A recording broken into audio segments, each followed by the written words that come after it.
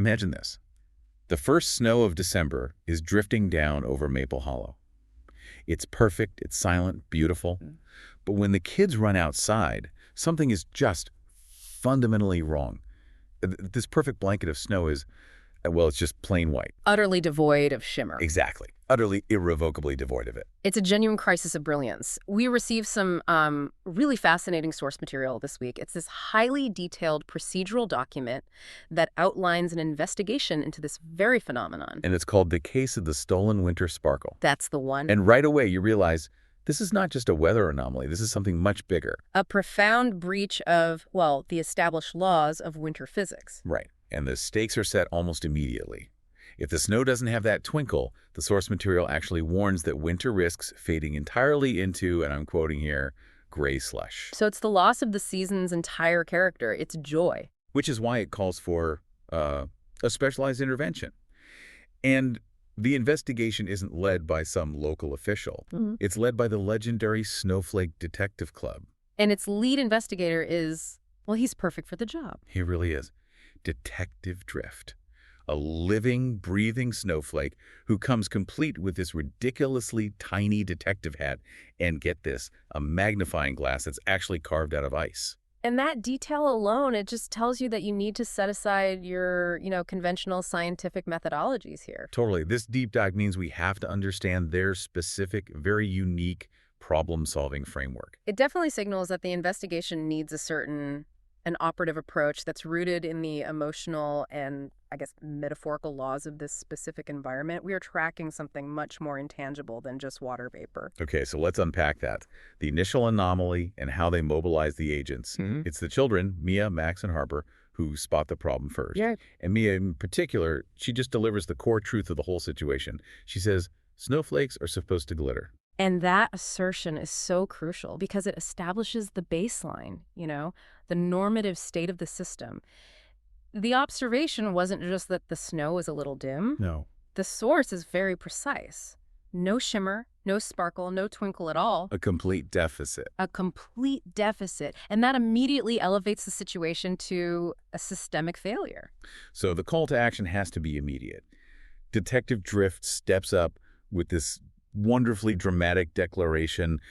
Someone has stolen winter sparkle. And that just kicks everything into gear. The immediate formation of the Snowflake Detective Club, which the children, of course, proudly joined. They're not just bystanders anymore. They're now embedded agents in the whole system restoration process. And we really need to look closely at their methodology. I mean, what kind of equipment does a snowflake detective even require? It's specialized. It's perfectly suited for tracking this kind of ephemeral data. Well, first there's the tiny snow whistle. And when Detective Drift blows it, you hear this pieing sound, and it generates visible, if temporary, evidence. Glowing snowflake footprints just appear across the playground. And then there's the magnifying glass. The iconic magnifying glass made of ice, yeah. What's so fascinating here is how the equipment functions. It's entirely a visualization tool for non-physical phenomena. That pieing from the whistle isn't about calling for backup. No, it's an auditory signal that makes the hidden evidence visible. Exactly. It shows them the trail of the missing sparkle. It tells them where the entity responsible traveled, and maybe more importantly, what type of energy it left behind. Hold on a second. Before we even follow that trail, just think about the initial reaction.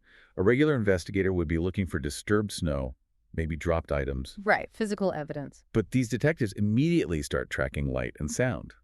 That tells us from the get-go that the solution is also going to be about light and sound, or energy, not just some physical replacement. Precisely. They recognize immediately that the deficit is energetic, not material. And that realization that just smoothly transitions us into the heart of the investigation, the tracking of those non-material clues. And this is where the detective work gets really engaging. The trail leads them off the playground, but the evidence they gather, it's not typical forensic data. Not at all. They're following those faintly glittering blue snowflake footprints. You're right, that the actionable data they're recording is defined entirely by emotional resonance. The source lists 3 specific findings, and it calls them joy clues. We have to analyze these closely. This is key to understanding their whole investigative philosophy. Okay, let's break them down. The first piece of evidence? A trail of chilly giggle. Chilly giggles. It suggests movement and a kind of faint, suppressed happiness. It implies the entity was enjoying the result of the theft, but the joy was sort of muted, distant. Low-grade happiness. Yes, The exactly. second clue, a scarf dusted with stardust. That sounds much more visual, much more ephemeral. Well, that suggests the entity carrying this sparkle resource left behind some physical residue, but it's a beautiful, non-mundane Right. residue. Stardust implies the traveler is celestial or magical, something operating on a higher plane than the children. Okay, and the third evidence nugget, icicle notes, chiming like tiny bells. Pure auditory data. It suggests a movement or a vibration that created this small, musical, and frankly pleasant sound. So if we put those three together, the muted laughter, the beautiful residue, the musical vibration, we start to get a profile. We do. The culprit is capable of generating beauty and happiness, but they're doing so inadvertently or in this very limited kind of chilling capacity. And the analysis of these clues is so critical because right after this, Detective Drift delivers the foundational law of this entire world, the operative principle that defines their system. Sparkle grows where kindness lives. That's the one. And that single statement, it just reframes the entire mission. The problem is not catching a thief. The problem is locating a deficit of kindness. The restorative agent isn't recovery, it's application. The whole investigative toolkit shifts from tracking a criminal to tracking someone in need of compassion. It sets up this kind of anti-scarcity principle perfectly. If the sparkle is missing, you don't look for where it was hidden, you look for where kindness has been suppressed or removed, because that's what generates the resource in the first place. It's the ultimate counterintuitive economic model, really. I mean, in our world, if you take a resource, less is left for everyone else. Right, zero sum. Exactly. But in Maple Hollow, if the sparkle is missing, it just signals that the engine of its generation kindness has stalled. So following this very philosophical evidence trail, they track the joy clues to their destination. They find the source of the whole depletion in a freezing clearing. And this is where the third segment really defines the ethical operating principles of the Snowflake Detective Club.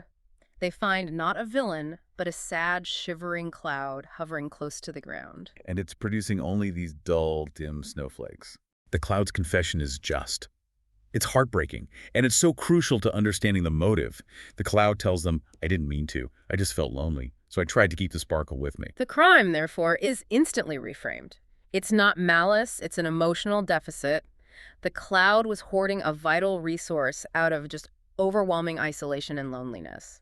And that's such a powerful parallel for you, the listener, when you think about how our own internal emotional states can cause resource contraction in a larger social or, a professional system. It is a powerful connection. The emotional state of loneliness didn't just make the cloud sad. It actively damaged the physical environment for everybody else. And hoarding the sparkle, trying to keep it close, was the mechanism of failure. The problem isn't that the sparkle was stolen. The problem is that it was held.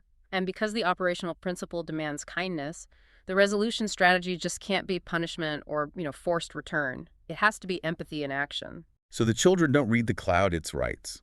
They include it.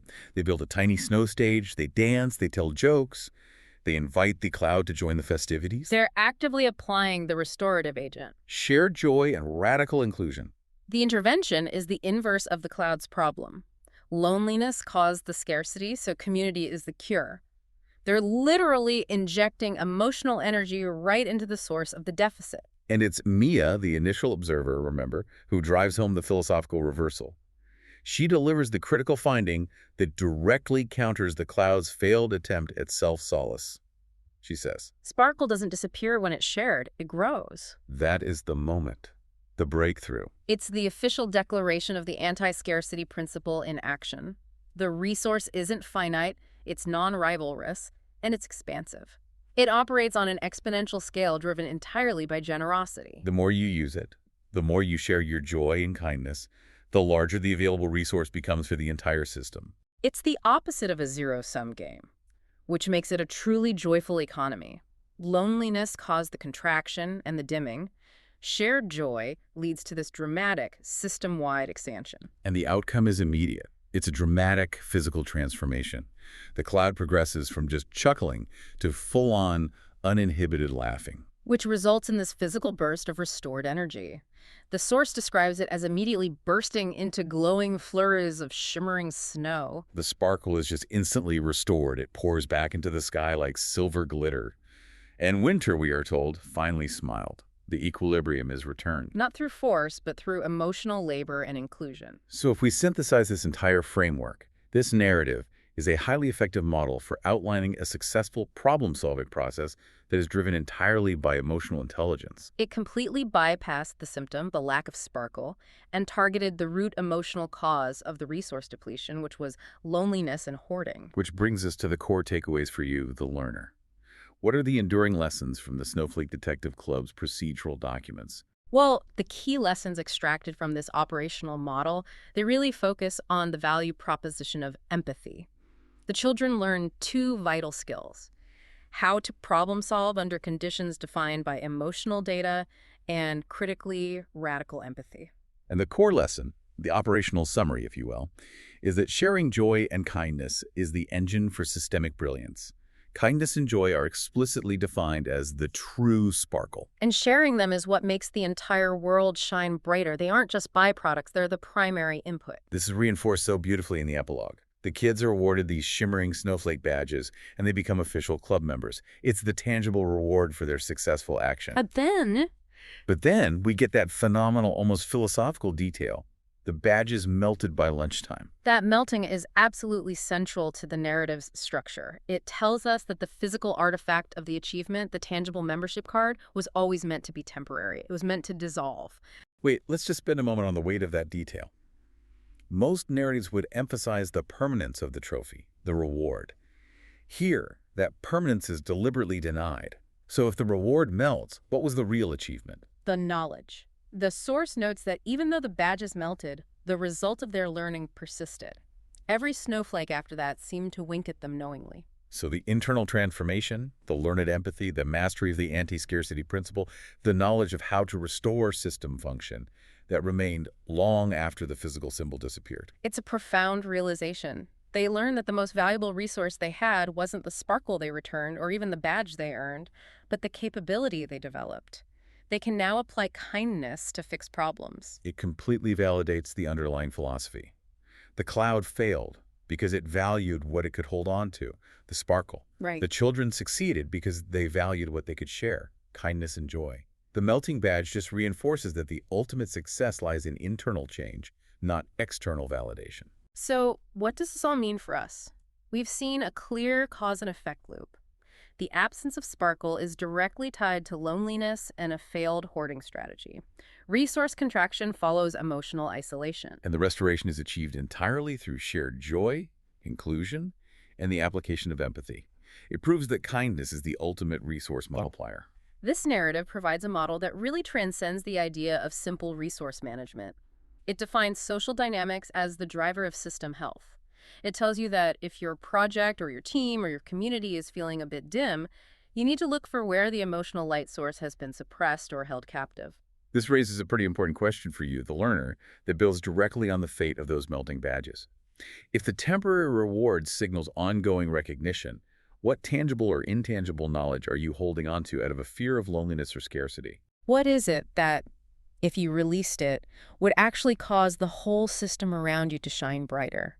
The deepest dive into the stolen winter sparkle suggests that the most profound and enduring knowledge isn't what you hold tight in your possession, But what you willingly release back into the world to keep the entire winter and life shining.